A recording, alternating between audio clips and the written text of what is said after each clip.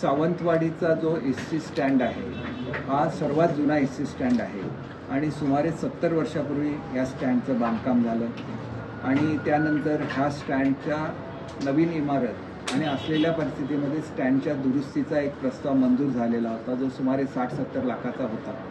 परंतु करोनाच्या काळामध्ये डेपोची बिल्डिंग बांधली गेली, परंतु स्टँडचे बिल्डिंगचं काम सुरू राहिलं नाही किंवा बंद पडलं आणि एका अर्थाने हे चांगल्यासाठी घडलं असं मी समजतो.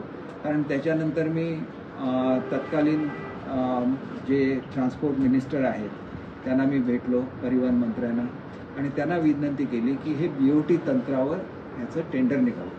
त्यावेळेला त्यांना मान्यता दिलेली असली तरी आमचे नवीन जे परिवहन मंत्री आहेत आदरणीय सरनाईक साहेब यांनी याच्यामध्ये खूप रस घेतला. त्यांनी ताबडतोब मुंबईला मीटिंग बोलवली आणि साऊथ एशियामधले सगळ्यात मोठे जे आर्किटेक्ट आहेत, ऑफिस कॉन्ट्रॅक्टर, यांना STने संपूर्ण राज्यामधल्या स्टँड BOT तत्वावर आणि जिथं सरकार इन्व्हेस्टमेंट करून स्वतः करतं त्या सगळ्याचं डिझाईन करण्याचं काम दिलेलं आहे. त्याच्यामुळे या स्टँडचं जे डिझायनिंग होईल हे भारतातलं सर्वोत्कृष्ट डिझाईन असणार, याच्यामध्ये कुठलीही शंका बाळगण्याचं कारण नाही. इथं आता नगरपालिकेचे मुख्याधिकारी उपस्थित आहेत. रुंदीकरणासाठी किती जागा सोडायला लागेल, मागच्या बाजूला रुंदीकरणासाठी किती जागा सोडायला लागेल, या सगळ्यावर ते मार्गदर्शन करतो. त्यानंतर जिल्हा परिषदेचं पशुवैद्यकीय दवाखाना हा STच्या जागेच्या मध्येच आलेला आहे.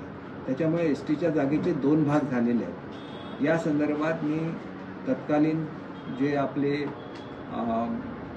या खात्याचे मंत्री आहेत RTDचे, त्यांच्याशी चर्चा केलेली होती. प्रिन्सिपली त्यांनी मान्य केलेलं आहे की हे शिफ्ट केलं पाहिजे. परंतु या संदर्भातली सुद्धा मीटिंग येत्या आठवड्याभरामध्ये मी मुंबईला घ्यायला सांगेन आणि एकदा ह्याला मान्यता दिली की त्यांना डिझाईनसुद्धा करणं सोपं जायचं. हा प्रश्न रोज 17,000 प्रवासी हे या डेपोमधून प्रवास करत असतात आणि जिल्ह्यातला सर्वात मोठा डेपो आणि सर्वात जास्त ज्या ठिकाणी प्रवासी असतात असा डेपो सावंतवाडीचा डेपो असल्यामुळे याचं काम लवकरात लवकर व्हावं म्हणून ही मीटिंग आयोजित केलेली होती. त्यांच्या सहकार्याने अतिशय सुंदर असा या ठिकाणी STचा जसं विमानतळ असतं त्या धर्तीवर अनेक ठिकाणी राज्य शासनाने ST डेपो डेव्हलप केलेला आहे, तसंच सावंतवाडीचा डेपो व्हावा अशी मी अपेक्षा करतो.